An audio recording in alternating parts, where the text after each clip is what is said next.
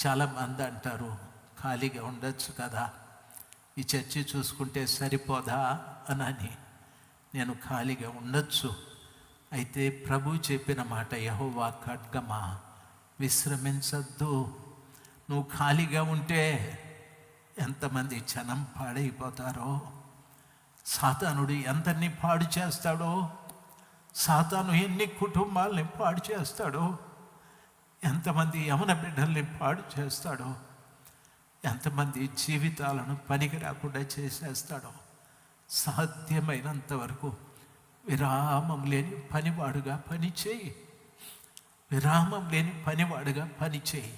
ఎంతోమంది భక్తులు నేను ఎక్కువగా యేసన్న గారితో ఉన్నప్పుడు అన్నకు ఎన్ని ప్రాబ్లమ్సో ఆ దైవజనుడు ఒక్కరోజు కూడా నాతో చెప్పేవాడు, శేఖర్ అన్న, నన్ను అనేవాడు, నేను ఎవరికైనా సువార్త చెప్పకుండా అంత అన్నం తినను. నేను పొద్దుగుకే లోపల ఎవడికో ఓడికి సువార్త చెప్పాలి. నేను పడక మీద ఉండేటప్పుడు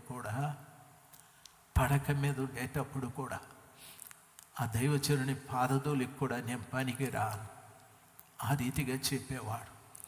ఎంత కృతజ్ఞత కలిగిన హృదయం అంటే, ఎప్పుడో సేవలో మొదటి రోజుల్లో క్రిస్మస్ అప్పుడు ఒక తల్లి పిలిచి అన్నం పెట్టిందని ఆమెని జ్ఞాపకం పెట్టుకొని ప్రతి ఏడాది ఆమె దగ్గరికి మనుషుల్ని పంపి కొంత సొమ్ము బట్టలు ఇచ్చి, ఆయమ్మ పలానా రోజు నాకు అన్నం పెట్టింది అని చెప్పేవాడు.